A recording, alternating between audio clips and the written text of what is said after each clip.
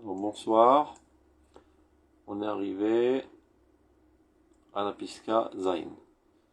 Donc la semaine dernière, on a déjà parlé de ça, des trois prières, et que chacune d'entre elles a sa spécificité. Donc l'une est dans le même sujet, mais selon d'autres opinions, et qui vont expliquer de manière un petit peu différente l'effectivité de chaque prière. Amar Rabbi Chelbo, Amar Ravuna, L'Orlami Adam Zahir Betfilat Amincha. Donc Rabbi Chelbo, au nom de Ravuna, nous enseigne que toujours l'homme doit être très attentionné concernant la prière de Mincha. Car Eliyahu lo ne'ena la Betfilat Mincha. Car Eliyahu Navi, comme on le sait, n'a été exaucé que dans la prière de Mincha. De quoi s'agit-il? Lorsque le peuple d'Israël, à son époque, faisait de l'Avodah Zara, il a lutté fortement contre le royaume, et il y avait des faux prophètes qui tiraient le peuple d'Israël de tout autre d'horizon pas souhaitable. Que finalement, il a réussi à rassembler tout le peuple d'Israël, le maître d'Israël, sur le mont Carmel, et c'est là qu'il a fait son sacrifice, et les faux prophètes leur sacrifice, eux n'ont pas été exaucés, et lui a été exaucé, il y a un feu qui est tombé du ciel, et qui a brûlé son sacrifice, et qui a amené finalement tout le peuple d'Israël à dire Hashem wa Elohim, Hashem wa Elohim. Donc on voit que Eliyahu Navi a été exaucé à la tombée de la journée, c'est-à-dire Tfilat Mincha. Donc d'où l'importance de prier Tfilat Mincha. Shneemar, Vayi parlot Mincha, Vayigash Eliyahu Navi, Vayomer, etc. Aneni Hashem Aneni. Et c'est comme ça qu'il a mené le peuple d'Israël entier à la reconnaissance de Dieu. Rabbi Yochanan, Amar, Av Tfilat Arvit. Il ne vient pas contredire ce qu'a dit Ravuna, il dit il faut aussi être très attentionné concernant la prière de Arvit, prière de la nuit. Shneemar, comme il est dit, Tikon tefilati, ketoret lefanecha, masat kapai, inchat areb. Que ma prière soit considérée comme de l'encens, et masat kapai, le fait que je porte mes mains vers toi, minchat areb, c'est le cadeau que j'apporte à Dieu, areb. Areb qui nous rappelle le mot Arvit, le soir. Rav Nachman bar Yitzhak Amar, Af v'tfilat shachrit. Et lui, par contre, il dit il faut aussi faire attention à la prière de shachrit. Personne ne dit qu'il n'y a que ma prière qui est importante. Si vous voyez, chacun rajoute au précédent. Comme il est dit, chez Neymar, Hashem boker tishma koli. Oh mon Dieu, le matin, tu écoutes ma voix. Donc le matin, c'est tfilat shachrit. Donc, qu'est-ce qu'il veut dire par cela? Chacun, a priori, surenchérit sur l'importance d'une des prières. Le Rav Kook explique. Yashevarim, Kfulim, Shiribuyam, Urak Leter Shmira. Dans le corps de l'homme, il y a des membres qui sont doubles. Et pourquoi ils sont doubles? C'est pour plus d'assurance. Chez Ipaked Khanmehem, si l'un d'entre eux arrête de fonctionner, Anisha Imalet Mekomo, et bien l'autre remplira son rôle. Comme par exemple, si un rein lâche, et bien il y a l'autre rein qui vient en route de secours pour sauver la situation. Par contre, il y a chez Varim, il y a d'autres membres qui sont aussi doubles, même triples, mais chacun d'entre eux a une valeur intrinsèque. C'est pas en cas de pincher, c'est-à-dire qu'il y a un problème qui viendrait remplacer sa place.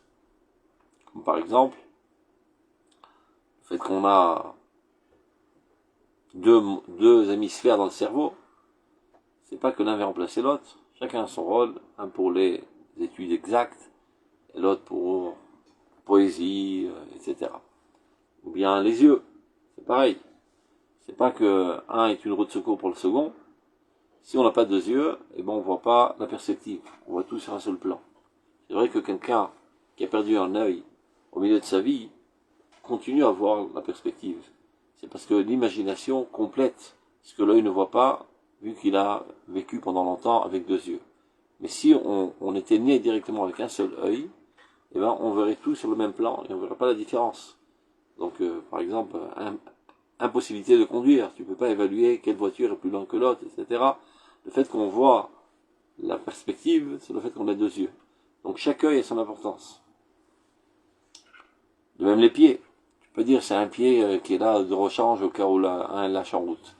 Avec un seul pied, tu ne risques pas tellement de bien marcher, tu peux maximum sautiller, mais tu ne peux pas marcher, encore moins courir. Donc les deux membres ont leur importance. Ce qui n'est pas pareil concernant les reins.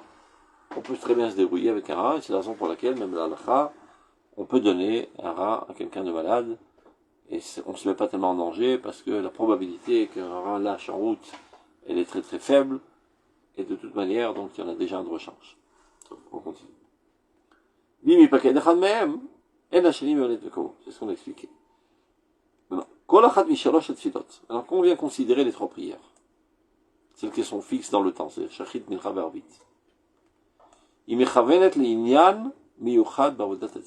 Donc chacune d'entre elles est orientée par un des aspects du service divin. Et elles ne font pas la même chose. De manière. Donc ça ressemble en aucun cas aux membres doubles. C'est-à-dire qu'on aurait pu penser que Chachamim nous ont dit, tu sais quoi, fais trois prières, comment au moins, sur les trois prières, il y en a une qui va réussir. C'est comme si tu tires en automate avec ton pistolet, à savoir, finalement, une d'entre elles va arriver à l'objectif. Non, c'est une erreur. Et là, c'est ça ce que sont venus nous enseigner ces trois Chachamim. Chacune d'entre elles nécessite une attention spéciale, parce que chacune d'entre elles a un effet différent. Alors, Ayesod Echad, un des fondements de la prière, de l'Avodat Hashem Shebalev, le service des dieux qui se fait par le cœur, par les sentiments, c'est la prière.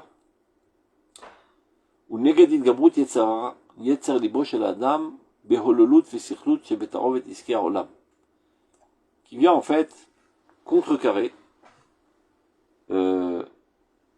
les penchants, ou bien les pulsions du cœur de l'homme, vers la légèreté d'esprit, du fait même qu'on se mélange, on se mêle à toutes les affaires de ce monde. Ça veut dire, comme on l'avait dit la fois précédente, quand tu sors dans la vie active, tu rencontres toutes sortes de personnages, tu vois toutes sortes de choses, et il y a toujours des gens un petit peu légers, et tu te mêles à eux. Et ben toi aussi tu peux un petit peu chuter dans ta moralité, dans ta religiosité, etc., dans ta proximité de Dieu. Donc pour contrecarrer cette faiblesse, un des fondements de la prière, c'est son rôle. Shatefila, Marzira et Avoda, Aruchanit, Alide Shofro Sicho Hashem. C'est-à-dire, si jamais, pendant ces heures d'activité professionnelle, disons, tu aurais perdu quelques biens spirituels de ta personnalité, vient la prière de Mincha pour combler ce manque. On fait qu'à nouveau tu te relis à Dieu et tu déverses ta prière devant Dieu, tu reverses ta parole devant Dieu, donc tu t'élèves à la sphère divine. Donc ce que tu aurais pu perdre le long de la journée, vient la prière de Mincha qui se fait à la fin de la journée de travail pour combler le manque qui aurait pu avoir lieu pendant la journée. Ça c'est un. Et vient nettoyer de lui toutes les saletés, les impuretés qu'il aurait pu accumuler pendant la journée. Et comment qu'elle fait cela? Du fait même que tu t'occupes du concept haut et pur. Parce que quand tu pries, tu pries pas pour gagner de l'argent, tu pries, tu demandes à Dieu des choses très très hautes, très idéales et très pures et très saintes. Donc tu te rehisses à une sphère divine très haute, et par là même, tu te nettoies de toutes les saletés qui auraient pu s'accumuler dans ta personnalité le long de la journée. Donc, par la connaissance de Dieu et son service. La zod pour Elet Filat Mincha. Et ça, c'est le rôle essentiel de la prière de Mincha, qui vient, comme on l'a dit, en fin de journée. De là, on en retire que, contrairement à ce qui est dans l'usage, dans les yeshivot, où on prie Mincha au milieu de la journée, c'est-à-dire à 1 heure de manière générale, selon la halakha, le meilleur moment de prier Mincha, c'est vraiment au coucher du soleil.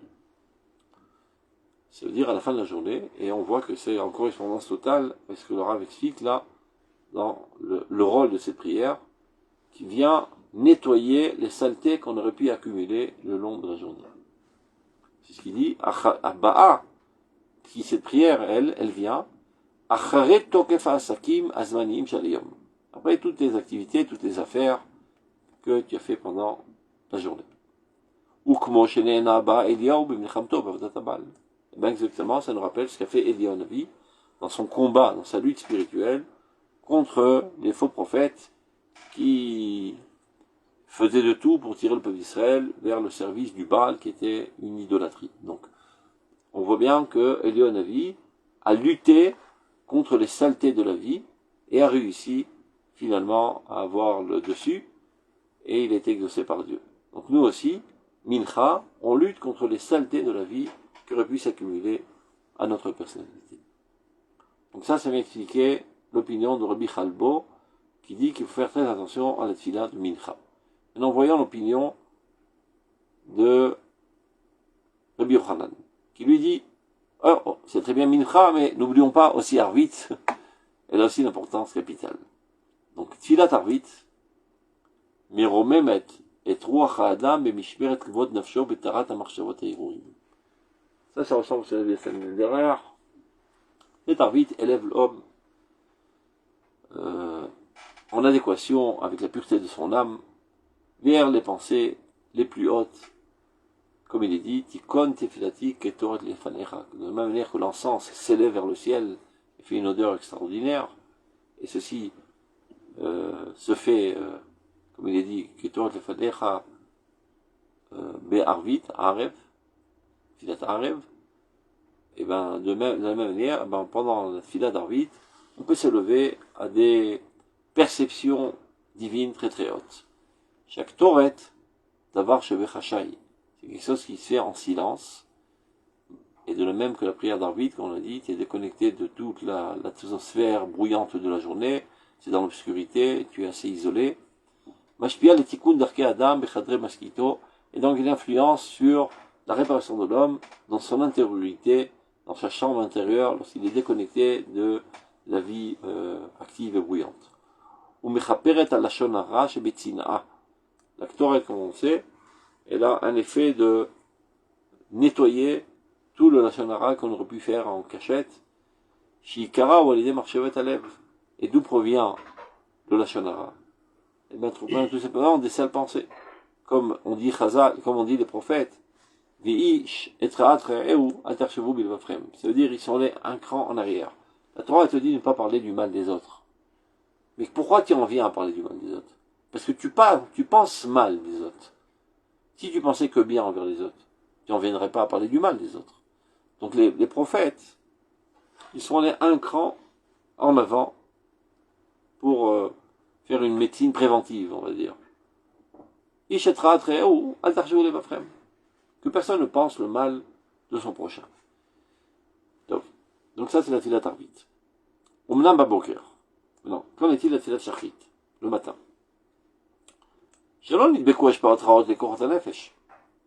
matin, tu n'as pas eu le temps encore de te salir de toutes sortes d'impuretés environnantes.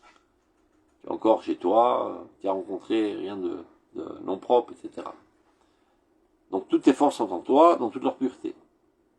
Par contre, elles n'apparaissent pas dans toute leur vigueur. N'oublions pas que tu viens passer quelques heures de sommeil qui t'ont un petit peu affaibli tes forces. Tes forces ne sont pas dans toute leur vigueur, n'ont pas fonctionné pendant quelques heures. Donc maintenant, le temps est arrivé de les éveiller pour leur donner toute leur vigueur. Tfilat Shachrit me'ira. Bien la prière de Shachrit, elle éveille toutes les forces de ton âme, ou mesaderet otam, et les ordonne, be'marachet hakodesh, un système de sainteté, be'robot cheshbonot, par le fait même que tu t'adonnes à des considérations de justice, de droiture, de crainte de Dieu. C'est de ça que traite la prière. Et be'avato, de l'amour de Dieu. Comme le dit le Pasuk, Hashem boker tishma koli, boker eroch lecha. Oh mon Dieu, le matin, tu écoutes ma voix, et donc le matin, je m'adresse à toi. Marachet levavi, Oui. Pardon, permettez juste une petite anecdote, 10 secondes. Avec plaisir. Ben, c'est un voyageur du temps, quand le Rav Kook voyageait, il s'est trouvé qu'il était dans une auberge et il y avait un voyageur dans la chambre à côté de lui. Et au petit matin, le Rav Kook, il a commencé sa prière de Shacharit, et le voyageur, il a entendu la prière du Rav Kook et ça a complètement changé sa vie, parce qu'en écoutant cette prière, il avait vraiment l'impression que c'était le Rav Kook qui réveillait la nature, qui réveillait la vie. C'était un homme déjà qui était religieux, qui était orthodoxe et tout, mais en entendant la prière de Rav Kook, ça a complètement changé sa vie et il a pris le chemin du Rav Kook et il est devenu un disciple de lui. Ben, ce voyageur, c'est le Rav Anazir, le Rav David Cohen, qui était déjà un grand Talmid Chacham et qui étudiait en Suisse, je crois, si je ne me trompe, en tout cas en Europe, la philosophie à l'université. Et il a entendu parler du Rav Kook. Donc il a eu une envie folle d'aller à sa rencontre. Comme par hasard, le Rav Kook était en Suisse, on sait très bien pourquoi, parce que lorsqu'il était le grand rabbin de Yafo, il a entendu dire qu'en Allemagne se prépare une réunion de rabbins orthodoxes, de la Goudat Israël, qui avait comme intention de déclarer formellement que c'est un grand péché de contribuer au sionisme et d'en arriver à l'édification de l'État d'Israël. C'est une rébellion contre la volonté de Dieu. Donc il a dit, je peux pas laisser une telle chose se faire, je dois voyager pour avoir mon influence et empêcher qu'une telle déclaration se fasse par des rabbins. Et donc il prend le bateau, en route vers l'Europe, et il arrive en Europe. Manque de peau, la guerre mondiale éclate. Et comme lui, il venait de Russie, donc il avait comment on s'appelle ça, Ezrahout, une citoyenneté russe, et en Eretz Israël, ce qui dominait, c'était les Turcs, donc c'était le camp adversaire, donc il ne pouvait plus revenir en Eretz Israël. Et c'est comme ça qu'il est resté coincé en Europe pendant quelques temps. Donc il était en Suisse. Donc ce rabbin, là, le Rav David à Cohen, qui à la fin de ses jours est devenu un très très très grand Talmid Chacham, qui même aspirait à arriver au niveau de la prophétie sous les directives de Rav Kook, comment s'élever à ce niveau. À cette époque, il était dans ses premiers pas, il a entendu parler du Rav Kook, il dit, j'ai l'envie folle d'aller le rencontrer. Ceci est écrit au début du tome, le premier tome de Orot HaKodesh. Et donc il dit que je suis allé faire Milvé dans le Rhin, et je m'apprête à arriver au Rav Kook. J'arrive au Rav Kook, et je le vois qui était avec son fils, et comme par hasard, la discussion qu'il tenait, c'était une discussion philosophique. Et moi qui étais expert en la matière, parce que j'avais fait des études philosophiques, ça m'a pas tellement impressionné. Et donc j'ai été déçu. Je croyais trouver le géant de la génération, et j'ai vu, ils ont parlé de philosophie, bof. Top, c'est un grand Talmid Chacham, mais c'est pas le géant que j'imaginais. Top, mais il m'a quand même retenu par hospitalité à dormir chez lui. Donc j'ai dormi chez lui. Et étant déçu de n'avoir trouvé le géant que je cherchais. Et voilà que le matin, il raconte, étant sur mon lit, j'entends le Rav Kook qui fait les 100 pas dans la chambre et qui commence à prier Tfilat Shachrit. Alors, Akedat Yitzhak, et les Korbanot, et il prie avec une telle véhémence. Quand il disait Akedat Yitzhak, comme si c'était lui-même qui allait sacrifier son fils. Et quand il faisait les Korbanot, il y avait l'impression que véritablement il s'apprêtait à rentrer au Beth Amikdash, tellement il vivait les mots qu'il disait. Alors là, il a été vraiment emballé et enthousiasmé. Il a dit, bien plus que j'ai cherché, je me suis trouvé un maître pour la vie. Et depuis, Nikshera Nafsho Benafsho, son âme a été fusionnée avec l'âme du Rav Kook, il ne l'a plus lâché. Et après, ils sont revenus ensemble en Eretz Israël, etc. Et de là est né le Rav Anazir, qui est devenu vraiment un Nazir, comme à l'époque de la Bible. D'ailleurs, juste si des gens parlent de lui, quand Jérusalem est tombée aux mains des Jordaniens à la guerre de 48, et donc Arabaït n'était plus aux mains des Juifs, il a fait le vœu de ne plus sortir de chez lui, de la maison, tant que le Arabaït ne reviendrait pas aux mains du peuple juif. Et pendant 19 ans, il est resté emprisonné chez lui à la maison.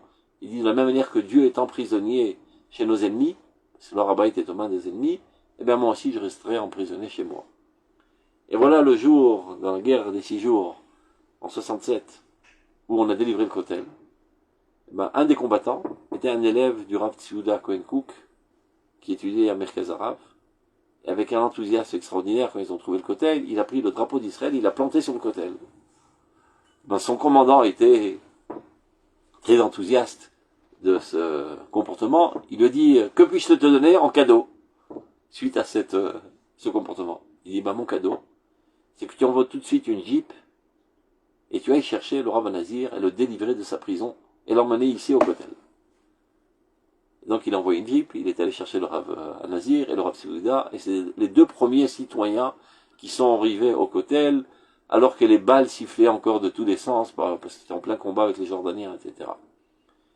Et là, il s'est agrippé au pied du Kotel, avec un enthousiasme extraordinaire, etc. Et plus tard dans sa vie, il a reçu des directives du Rav Kook, comment se sanctifier et se purifier pour s'élever au niveau de la prophétie. Il allait s'isoler dans le Midbar Yehuda. C'est ce sacré Rav Nazir que vous avez appelé ce voyageur. On ferme la parenthèse. Merci, merci. C'est très important. Alors, Boker Tishma Koli, Boker Erolecha, Ma'achet Levavi, Korot Levavi. On reprend. Vatsapé, Katati Imadi, la Metzreli, donc tu seras avec moi, comme dit le Passou, pour renforcer ma force. Donc on voit qu'il y a une corrélation entre la fila de Shachrit, qui est le matin, et le renforcement des forces, qui a Balitaer, Mesahin, Tov. Donc on a vu les 3 aspects de Tzilat. Arvit, Mincha, Arvit et Shachrit. Je résume vite fait. Mincha, c'est nettoyer toutes les saletés qu'on a accumulées, donc c'est la fin de la journée. Arvit, c'est une élévation spirituelle très très haute, et ça ressemble à la pisca précédente. Et Shachrit, éveiller les forces qui étaient endormies pendant la nuit et leur donner toute leur vigueur. Donc, maintenant, on commence un 3e chapitre de cette étude qui s'appelle Tfila Vetora. C'est-à-dire, quelle est la différence, ou bien la corrélation qu'il y a entre la Tfila et la Torah. Ce truc, voilà. Les choses en ordre. Atfila. Vous voyez le texte, c'est bon? Oui. התפילה משמשת להכניס את כל התורה וכל העבודה וכל החוכמה וכל ההופעה בתכונה טבעית ומעמד נפשי קבוע והיא חיי שעה. כלומר, שהיא מחיה את השעה להיות עומדת אל מול, ישר מול יניקת שפע חיי עולם. On reprend. La tefila a comme usage, on va dire, le rôle de la tefila, comme rôle. L'achnis et kol la Torah et kol la avoda, de faire pénétrer toute l'étude de la Torah et tout le service de Dieu, kol la chokhma et kol la hofa, toute la sagesse qu'on accumule et tous les dévoilements divins, par le biais de l'imagination, betruna tivit, de manière naturelle. C'est-à-dire ce qu'on a accumulé de manière, je dirais entre guillemets, artificielle dans l'étude, parce qu'il s'agit d'une accumulation de connaissances qui se tient dans la tête, mais c'est encore pas un niveau de vécu, ce suit juste une accumulation de connaissances dans la mémoire. Vient la prière et fait pénétrer ça dans le monde du sentiment, en sachant que le sentiment est la chose la plus proche de notre vie. C'est-à-dire ce qui on va dire, que nous vivons de manière de plus intense, c'est le sentiment. La connaissance, d'autant plus qu'on est seulement au niveau de akara, qui veut dire conscience, connaissance, on l'a dit à plusieurs reprises, akara, c'est la même racine que le mot nechar, qui veut dire étranger. C'est-à-dire c'est un certain contact avec la donnée, mais là encore, étrangère. Je ne la vis pas. Elle n'a pas pénétré ma personnalité, donc elle ne m'enthousiasme pas, et donc elle ne me motive pas non plus à agir. Elle n'est pas capable encore d'effectuer une révolution dans ma volonté vers le bien. Donc vient la prière, prend toutes les données qui ont été accumulées par le biais de l'étude de la Torah, et les fait pénétrer dans le cœur. Comment? On n'entend plus. Vous m'entendez pas? Non, on n'entend pas. Attendez, qu'est-ce qui se passe? Moi je vous entends très bien par contre. M'entendez? Attendez. Je pense. Ce qui se passe, 2 secondes. Oh. Là, vous m'entendez? Très, très faiblement, très faiblement. Je vais parler plus fort. Je me rapproche. M'entendez là? Je vous entends faiblement. Je ne sais pas si ça vient de chez moi ou chez Alors, vous. haussez peut-être votre Voilà, micro. c'est bon là, c'est bon, normal. C'est bon. Alors, on reprend. Donc, on reprend. La tfila, à Komrol, de faire pénétrer toute la Torah et tout le service divin, toute la sagesse, tout ce que nous avons reçu, même par dévoilement divin, Betrouna Tivit, de manière naturelle. Faire entrer ça dans les émotions. Ou Mahamad Nafshi Kavua. De manière que ce soit quelque chose de stable, de fort en nous. Vie Chayesha. Et on la considère comme la vie du moment. C'est-à-dire, c'est pas des idéaux éternels, c'est comment faire pénétrer ces idéaux éternels dans ma vie quotidienne journalière. C'est ça le rôle de la prière. Kloma, Ina, chez Mechaya et Tacha. La prière a cette force de pouvoir vivre, faire vivre l'heure que tu es en train de vivre maintenant. Pas seulement parler, donner des conférences sur les grands idéaux divins, mais que ces grands idéaux divins pénètrent ta vie quotidienne et les illuminent et les font vivre. Et que tu vives à leur lumière. Inédiot omedet yachar mul yenikat shefechayer olam. De faire en sorte que ta vie quotidienne, ta routine, ne soit pas une routine, mais qu'elle soit illuminée à la lumière de la vie éternelle que la Torah propose. La Torah nous donne les idéaux les plus lointains, les plus grandioses, les plus éternels, et vient la prière à cette force et cette capacité de faire pénétrer ces idéaux dans ta vie quotidienne. Que ta vie quotidienne soit totalement imbibée et constamment de ces idéaux, puisque ça se trouve dans le monde de tes émotions déjà. C'est pas dans le monde de tes connaissances intellectuelles qui parfois tu en fais cas, parfois non, comme tout intellectuel. Les émotions, tu les as constamment sur toi. Donc ça, c'est le rôle de la prière, contrairement au rôle de la Torah. On continue. La Torah, par contre la Torah, Chaye Olam. Donc il y a Chaye Sha'a ve Chaye Olam. La vie temporelle, la vie du moment et la vie éternelle. La Torah elle appartient plus à la vie éternelle. Les Malamerteva, qui est en delà de la nature. Ça veut dire, il y a ce qui est naturel, ce que je vis intensément. Et il y a des idéaux qui survolent ma vie, qui se trouvent en haut de ma tête, emmagasinés dans ma mémoire. Ça c'est en delà de la nature. Kesheyesh Teva. Azma latinissim gedola vedola. C'est-à-dire, si on peut dire ainsi, la tfila, elle a plus de rapport avec la nature, et la Torah, c'est comme un miracle. Miracle, c'est quelque chose qui sort de l'ordinaire. Nes en hébreu, qui veut dire miracle, c'est un étendard qu'on élève très haut. La rimal nes en hébreu, c'est l'expression de dire élever le drapeau très très haut. Alors pourquoi on appelle le miracle comme un drapeau? C'est quelque chose qui sort de l'ordinaire. Par exemple, le fait que le soleil se lève tous les matins et se couche le soir, c'est une routine ordinaire. Mais, je vais éteindre ce machin pour peu qu'il nous dérange encore une fois. C'est bon. Mais si le soleil s'arrête tout d'un coup, ben ça sort de l'ordinaire. C'est comme un drapeau qu'on élève qui est vu de tous. De manière générale, ben l'eau elle coule. Si tout d'un coup l'eau se tient debout pour la traversée de la mer Rouge, ça sort de l'ordinaire.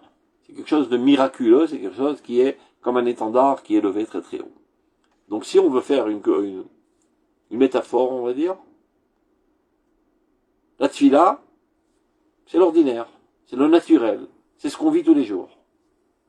La Torah, c'est déjà des idéaux qui nous survolent, qui nous surpassent, auxquels on doit s'élever, vers lesquels on doit s'élever, mais on ne les vit pas toujours. Et tout le rôle de la prière, c'est petit à petit, ces idéaux grandioses, miraculeux, en delà de nous, les faire descendre dans notre vie, les faire pénétrer notre vie et les transformer comme des acquis naturels. Donc on va appeler la prière Teva, nature, et la Torah, Nes, miracle. Maintenant, Ksheyesh Teva, lorsque la nature, elle est forte et stable en nous, Azma Latanissim de la Véliona. Alors, le miracle est quelque chose de grandiose et de suprême. Parce qu'il s'appuie sur des fondements solides, sur des bases solides, qui sont la nature. Aval Kshateva Midaldelet. Si par contre, la nature, elle est frêle, elle est bancale, Nikraim Anishim Tirchak Lapeshmaya. Alors, dans le judaïsme, dans le Talmud, on considère le miracle comme quelque chose qui vient, on va dire, déranger le monde céleste. Les Giraon, c'est le Shinui Sidre Bereshit, est quelque chose d'incorrect, qui vient changer les ordres de la nature. Bon, ceci est dit à propos, c'est dans Maseret Shabbat. C'est l'histoire d'un homme et d'une femme qui venait d'avoir un petit bébé. Et malheureusement, après la naissance du bébé, la femme est morte. Et voilà que le mari se trouve avec un bébé dans les mains. Comment l'allaiter? Il n'y a plus de maman. Alors qu'est-ce qu'il a fait? Il a prié Dieu de toutes ses forces pour qu'il lui fasse pousser à la place de ses poitrines 2 seins comme une femme et qu'il puisse allaiter son bébé. Et Dieu a exaucé sa prière et lui ont poussé 2 seins et il a commencé à allaiter son bébé. La Gemara dit, Kama Gadol, qu'est-ce qu'il est grand cet homme qu'il a réussi à avoir un tel miracle. Deuxième opinion de la Gemara, Kama Garoua Adamze. Qu'est-ce qu'il est nul ce bonhomme. Chez Shina Sidre Mereshit, qui a osé changer les ordres de la nature. Alors il faut choisir. Est-ce que le miracle c'est quelque chose de grandiose ou quelque chose de non souhaitable? Parce qu'il casse l'ordre de la nature. Ben ça dépend. Si la nature, elle est forte et solide dans ta conception, c'est-à-dire que tu as une approche naturelle du monde, et tu t'efforces naturellement à arriver à tes objectifs, et malgré tous tes efforts, finalement tu n'arrives pas à arriver à tes objectifs, alors quand tu as recours au miracle, c'est quelque chose de souhaitable. Mais si par fainéantise, d'emblée, tu cours vers le miracle, sans avoir essayé de solutionner tes problèmes avec les outils normaux de ce monde, alors c'est quelque chose de non souhaitable. Et bien dans notre histoire, cette anecdote-là, ce petit bébé, le pauvre, il n'a pas de quoi boire, il n'a pas de quoi manger. Il n'a pas besoin de changer l'ordre de la nature. Il n'y a qu'à aller acheter du maternat au supermarché.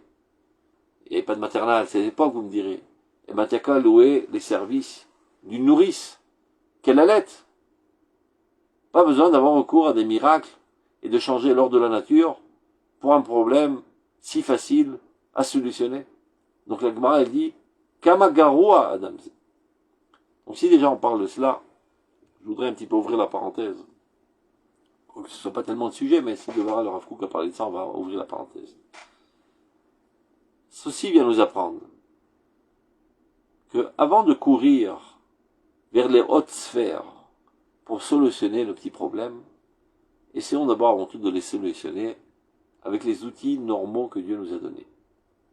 Dieu t'a donné une cervelle, c'est pour t'en servir, et pas la laisser pourrir.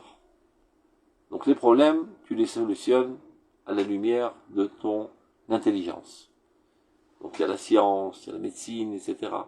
Mais quand quelqu'un est malade, on va chez le médecin. On va pas chez un kabbaliste. Quand il y a des problèmes, ben tu les solutionnes avec des professionnels du domaine.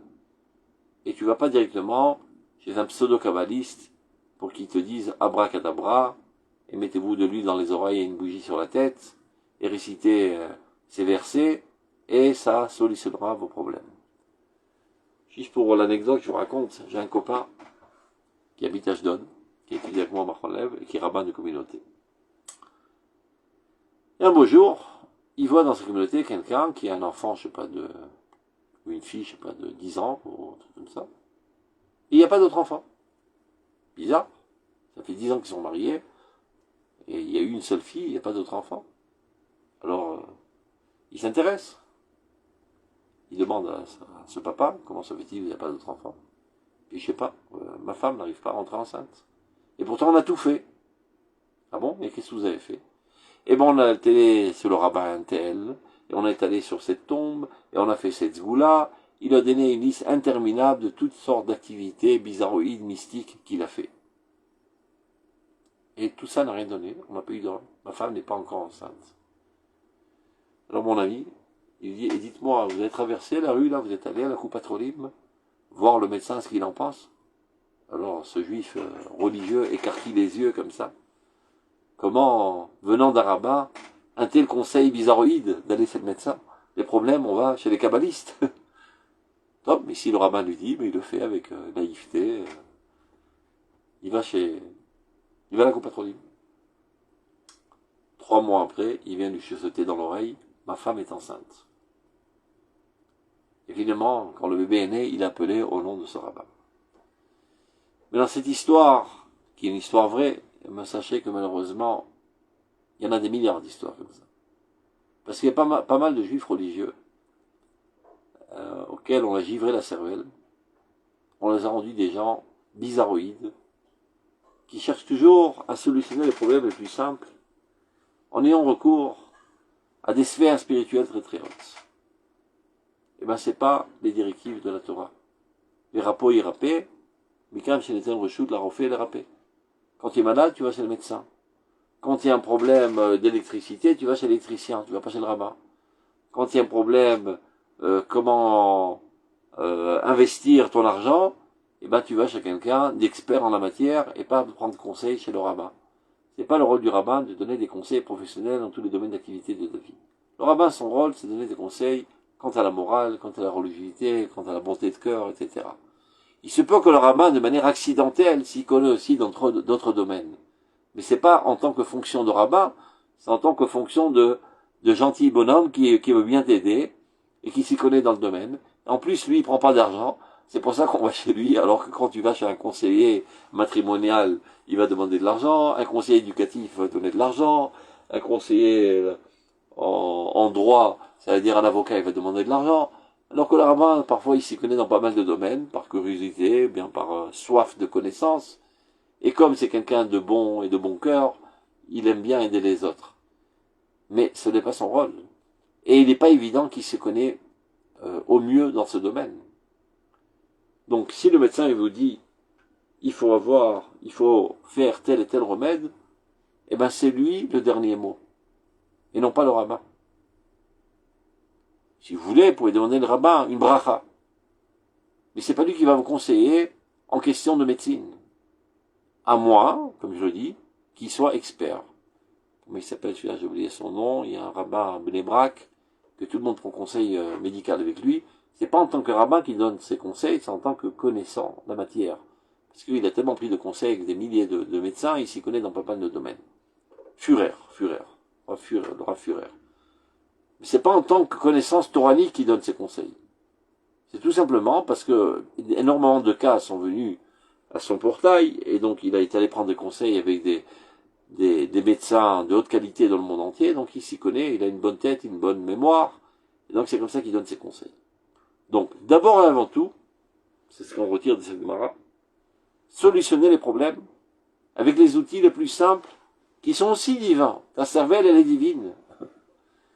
Et celui qui s'y connaît en maths, eh ben, la science mathématique qu'il a dans la tête lui vient aussi de Dieu. Et celui qui s'y connaît en économie, eh ben, la science de l'économie lui vient aussi de Dieu. Mais ce sont des niveaux inférieurs relativement au niveau de la Torah. Mais qui sont aussi des niveaux divins. Inférieurs, mais aussi divins. Donc, quand il y a un problème d'agriculture, tu vas chez un agronome. Et tu vas pas chez un mécoubal. Et tu pries pas à Dieu qu'il te fasse un miracle. D'abord, essaie de comprendre pourquoi ton arbre ne pousse pas selon la science de l'agronomie. Et si tu as fait tous tes efforts, et malgré cela, tu n'as pas réussi, alors prie. Prie, va voir des grands rabbins qui te donnent toutes sortes de formules magiques, etc. Donc, je vais faire la parenthèse. Pour alors Kouk a parlé de ça, comme on dit, quel rapport avec la choucroute? Alors, parce qu'on vient de dire qu'on considère la tefila comme teva, comme naturelle, parce qu'elle pénètre très fortement le monde des émotions, alors que la Tefila, la Torah, on la considère comme miraculeuse, parce que ce sont des idéaux très très hauts, auxquels nous devons nous élever, mais que nous ne vivons pas toujours, donc ils se trouvent comme un étendard en dessus de notre tête. Et donc, gardons les mêmes directives de Chazal, qui nous disent, si la nature, elle est solide, c'est-à-dire si tu te comportes de manière naturelle, normale, alors il y a lieu aussi d'avoir recours au miracle. Mais si tu essaies d'enjamber les marches et directement avoir recours au miracle, tu es considéré comme quelqu'un de négatif aux yeux de Dieu. Kama garoua adamze. Ce n'est pas une approche normale, c'est une approche maladive. Eh ben, on en revient maintenant à notre hyperbole. Tfila vetora. Donc il dit comme ça.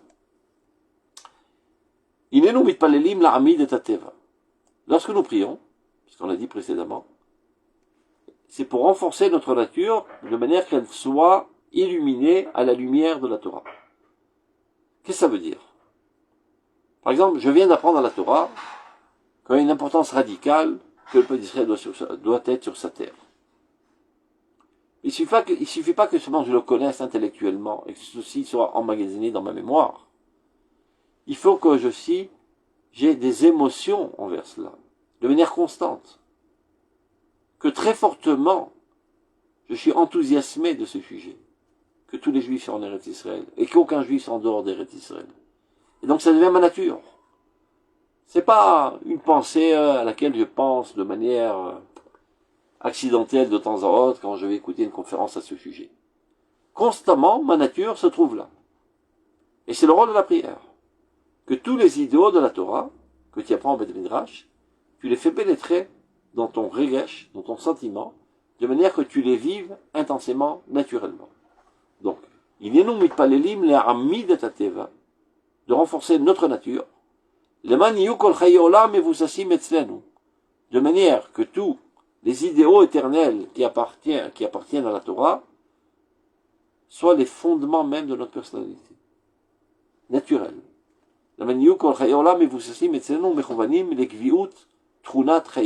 Et qui viennent éclairer notre vie temporelle. Et c'est pour ça qu'on dit Kol aneshama tehalelia. Le pasuk dit comme ça. Toute âme doit louer Dieu. Vient Chazal, ils font un jeu de mots. Ne lit pas neshama, mais lit neshiba, qui veut dire respiration. Al kol neshima veneshima hilul veyuchad. Toute respiration, tu dois donner une louange à Dieu. Ne crois pas que ça va de soi, que tu puisses respirer normalement. Vous vous rappelez la corona? Les gens mouraient en essayant d'avoir une goutte d'oxygène. Et c'est comme ça qu'ils mouraient. Vous ne pouvez plus respirer. Quand tu passes une certaine période à l'hôpital et que tu vois que tes fonctionnalités les plus élémentaires, tu n'arrives pas à les mettre à l'œuvre. Tu n'es pas capable de te lever du lit, tu n'es pas capable d'aller faire tes besoins tout seul, etc. Alors tu comprends que faire tes besoins, c'est pas naturel. C'est un miracle constant que Dieu te permet de vivre naturellement cette volonté divine. Donc il y a de quoi remercier Dieu à toutes les fonctionnalités les plus élémentaires. Baruch Hashem, tu te lèves le matin, tes pieds fonctionnent, tes mains fonctionnent, tu vas aux toilettes, tu respires, tu manges, tu digères. Donne une louange à Dieu à toutes les fonctionnalités les plus élémentaires. C'est comme ça que, en fait, même les choses les plus élémentaires sont des choses miraculeuses qui sont devenues normales. Mais en fait, c'est miraculeux. Quand tu étudies comment fonctionne le corps, tu n'arrêtes pas d'être ébahi de la grandeur divine qui apparaît dans le fonctionnement microscopique du corps humain. À plus forte raison, quand tu fais une étude approfondie sur le fonctionnement du cerveau, c'est un monde miraculeux ce qui se passe là-bas. Mais le miraculeux est devenu naturel. En fait, quelle est la différence entre la nature et le miracle? Aucune différence. La seule différence, c'est que ça a lieu constamment, et ça a lieu de temps à autre. Donc comme ça a lieu de temps à autre, tu en es ébahi, tu en es époustouflé. Mais de la même manière que Dieu a dit que le pétrole est combustible, et c'est la volonté de Dieu fait que le pétrole est combustible, c'est pas plus difficile pour lui de dire que l'eau soit combustible. C'est pareil. Ça c'est la volonté de Dieu, c'est la volonté de Dieu. Mais il a décidé que de manière naturelle, ce miracle, cette volonté divine de la combustibilité apparaisse dans le pétrole et non pas dans l'eau. Et donc pour nous, ça paraît normal, ça paraît naturel. Mais en fait, il n'y a pas de différence essentielle entre le naturel et le miraculeux. La seule différence, c'est que ce miraculeux devient constant. Quand le miraculeux devient constant, on n'en est plus étonné, stupéfait, ébahi. Mais c'est pas moins miraculeux pour autant.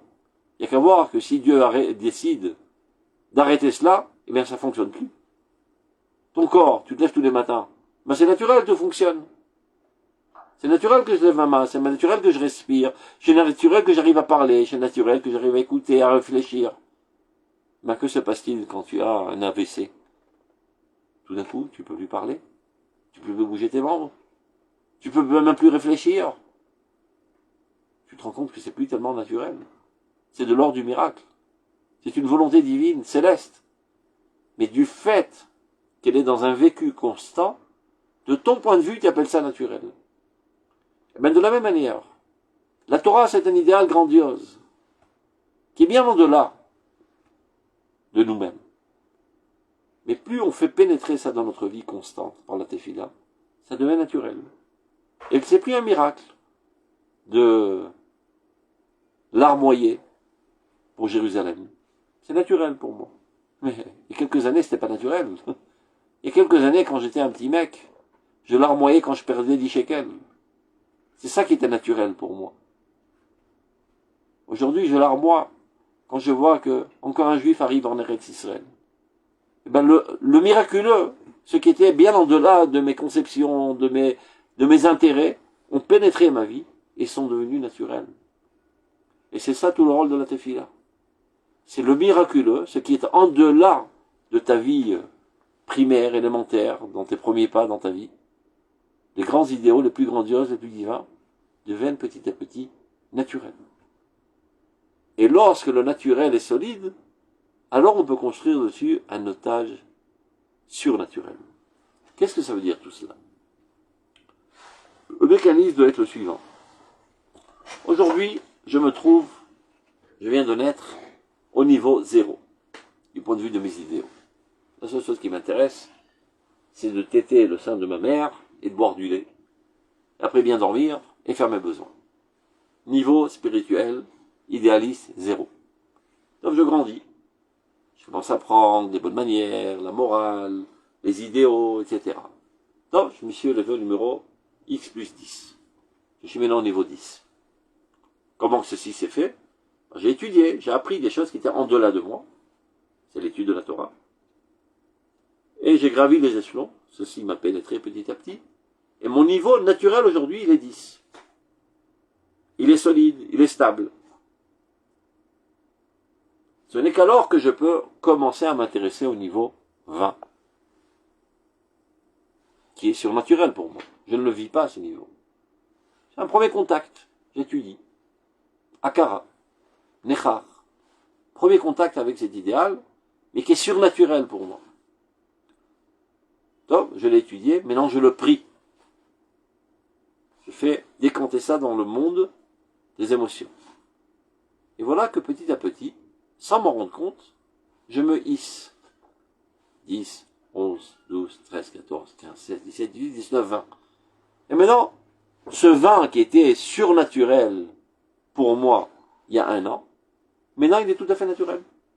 Naturellement, je pense à ça, j'ai envie de ça, je suis ému de ça. C'est mon vécu constant journalier. C'est comme ça que Chaye Sha'a est éclairé par Chaye Olam. Donc, une fois que je suis à 20, et que c'est stable, pas c'est bancal, c'est naturel pour moi, c'est stable, je peux m'intéresser au niveau 30. Oh, mais ça me paraît inaccessible, j'arriverai jamais à ça, c'est pas possible, c'est pour les grands saints, les grands, etc. Vas-y mon pote, tout doux. Apprends, répète, intériorise, prie-le. Ce que tu viens de comprendre, maintenant tu le pries. Au niveau de la prière. Et sans t'en rendre compte, tu vas gravir l'échelon. 21, 22, 23, 24, 25, 26, 27, 28, 29, 30. Et maintenant tu vis le 30. Donc quand le 30 il est stable, il est naturel pour toi, maintenant tu peux t'intéresser au 40. Et c'est comme ça que toute notre vie durant nous devons procéder. Shateva Yatziv, c'est ce qu'il est en train de dire. Alors, à Nissim, c'est-à-dire le surnaturel, est quelque chose de très souhaitable. Mais Avadim Teva Raoua, si le naturel c'est toi, il est bancal, tu ne le vis pas intensément, fortement, et en toute stabilité, eh ben ne commence pas à t'intéresser au niveau 20, au niveau 30. Tout va s'écrouler, ça sera un château de cartes. Donc, les maniou kol chayol amevussim itzelu mechonim likvoit tchonat chaye sha'a mofiim tamid bekirbenu, etc.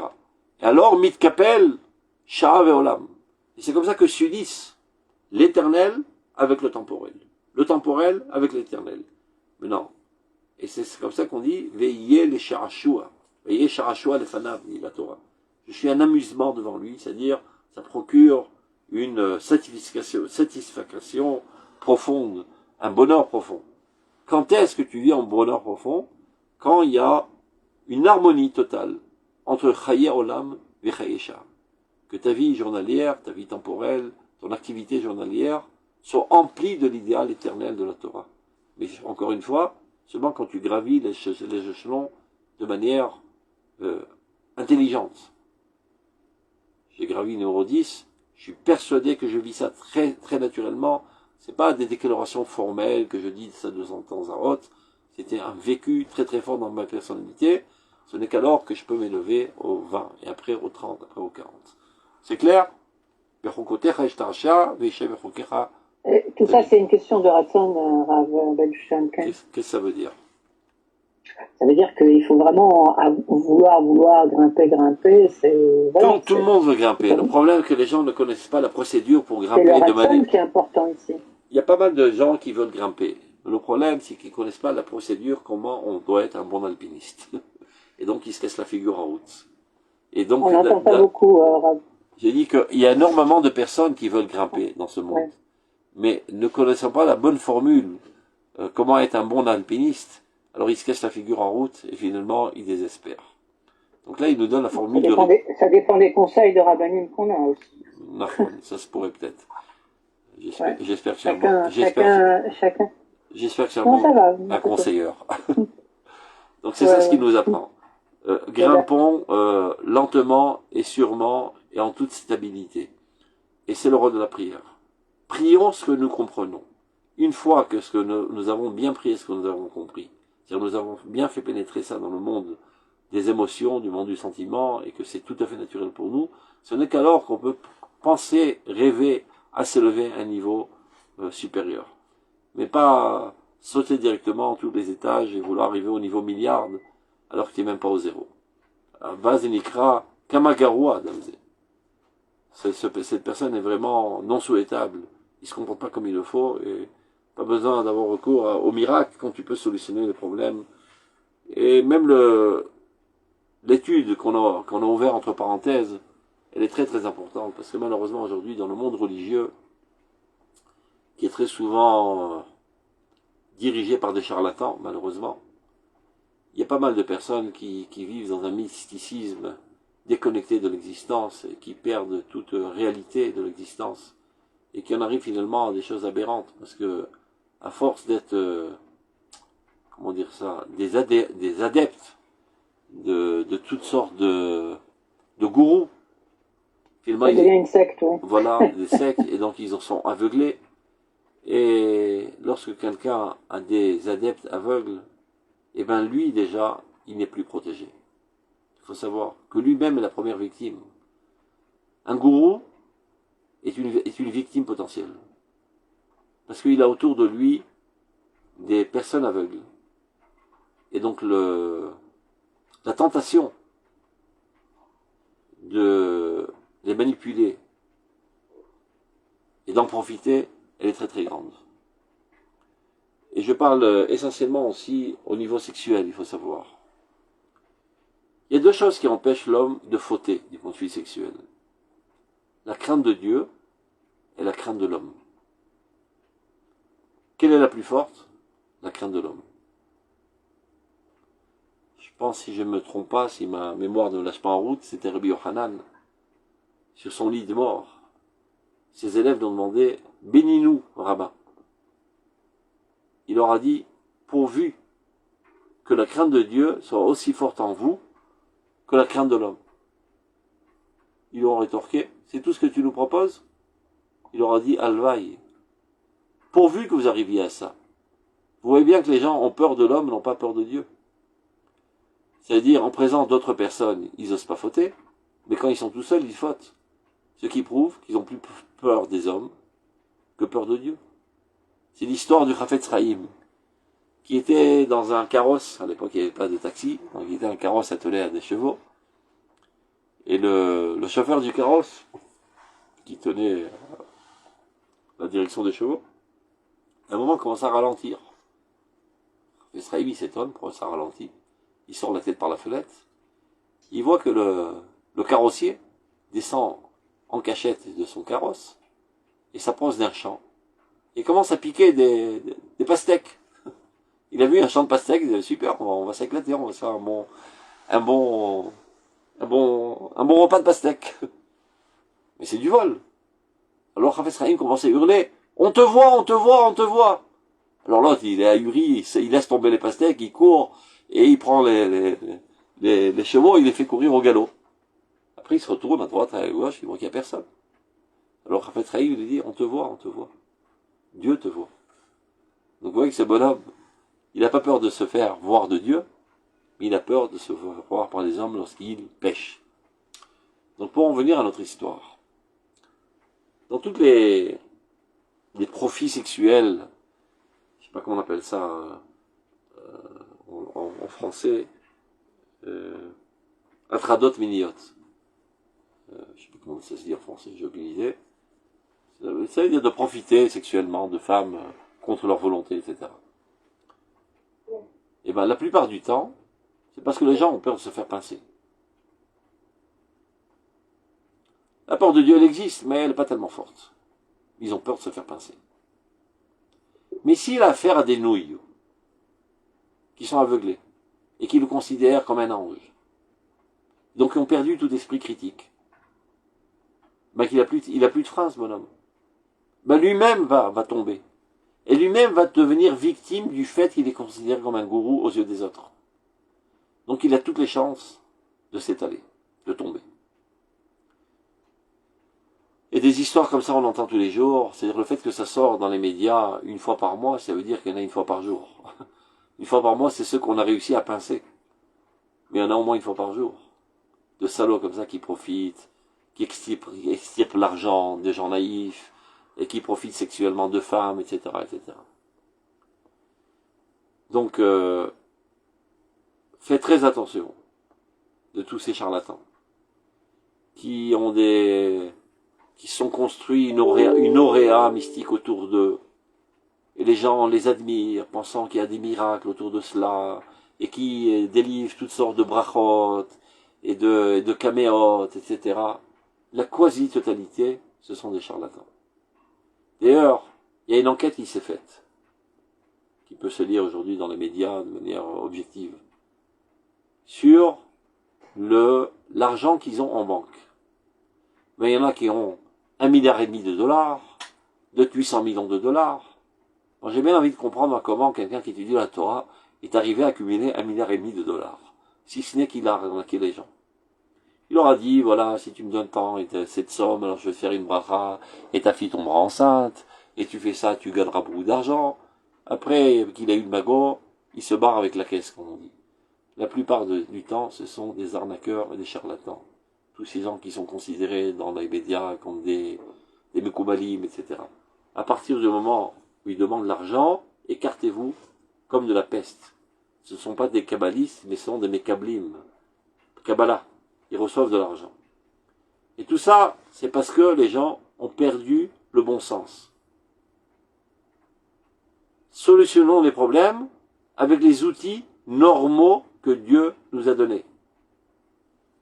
Ton bon sens, ta cervelle, prends conseil avec quelqu'un qui est expert en la matière dans ce domaine, et ne cours pas rapidement vers toutes sortes de pseudo Mekoubalim qui te font des brachot et qui finalement, quand il est dans le désarroi, il te laisse crever la bouche ouverte et il se barre. Et je parle en connaissance de cause, il y en a pas mal comme ça. C'est pas rigolo, c'est très triste malheureusement. Il y a des gens qui sont morts. Non, mais, Il y a des gens qui sont morts. Il y a des gens qui sont morts. C'est vrai, mais je sais bien. Que vous dites, Rav. Je veux pas te dire de nom là parce que sans quoi ils vont.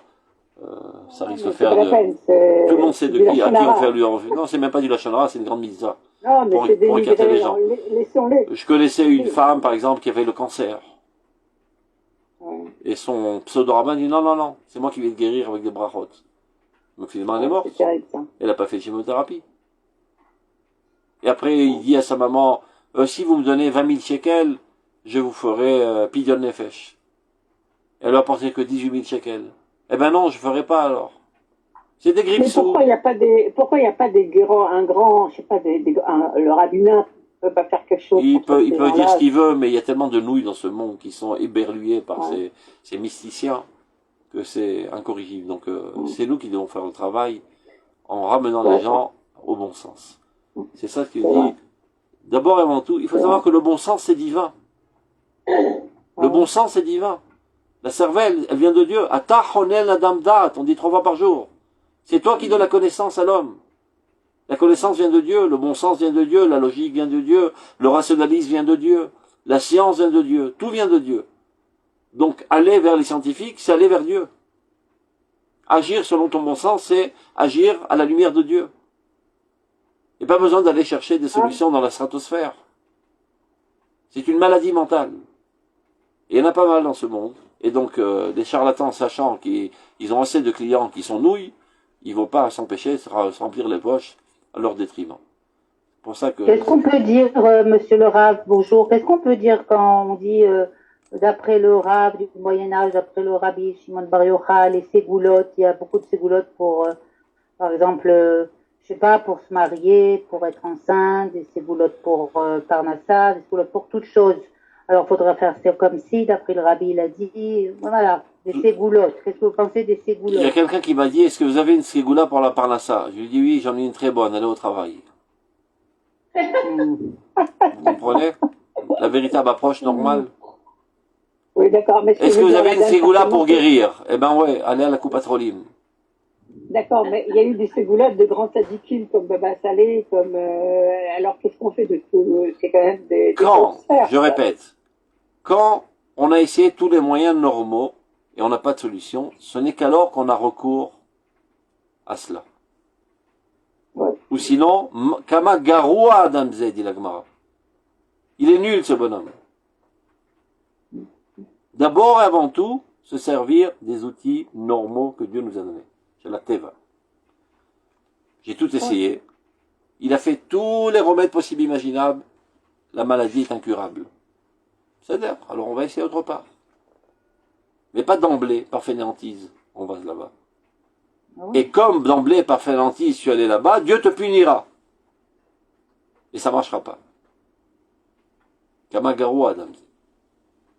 Je sais ce que je dis a l'air révolutionnaire, malheureusement. C'est la normalité la plus normale. Mais tellement les gens sont devenus débiles que quand on enseigne la normalité, on a l'air, nous, d'être des marginaux. Ça, c'est la véritable Torah. Kamagaru Adam Zé, dit la Gemara. Top, on arrête sur ça, j'ai assez dit dans ce domaine. Portez-vous bien. Shalom, Rav, Toda Ce conseil vaut des... Merci beaucoup, Rav. Comme tout, shalom, shalom. Oui, d'accord.